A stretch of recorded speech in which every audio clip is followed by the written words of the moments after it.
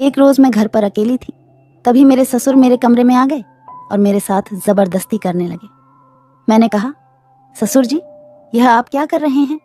मैं आपकी बहू हूँ, आपको यह क्या हो गया है?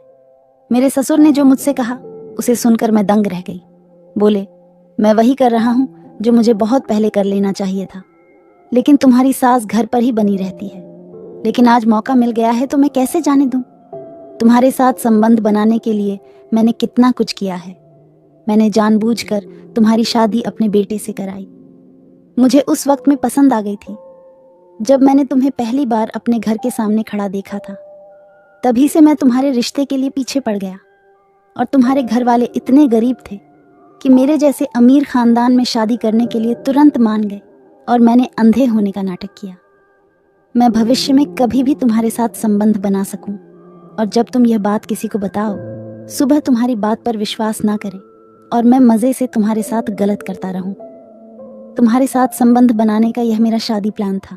इतना कहकर ससुर ने मेरी इज्जत को तार तार कर दिया। जब रात को मेरा पति विकास घर आए तो मैंने हिम्मत सारी सच्चाई बताई, लेकिन उन्होंने मेरी बात पर यकीन नहीं किया और उल्टा ही मुझे डांटने लगे और 2-3 थप्पड़ भी लगा दिए।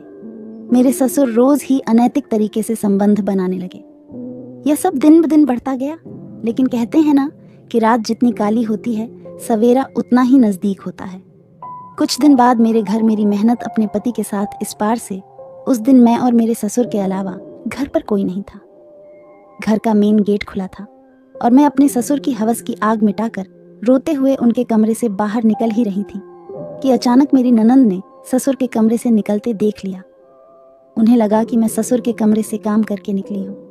मेरी नैना सीधा अपने पिता के कमरे में चली गई, लेकिन मेरे नंदोई मुझे देखकर वहीं पर रुक गए। मेरे शरीर पर चोट व घाव के निशान देखकर वह पूछने लगे, दीपाली, यह तुम्हारे शरीर पर चोट के निशान कैसे हैं? मैंने रोते हुए अपनी नंदूरी को सब कुछ सच सच बता दिया।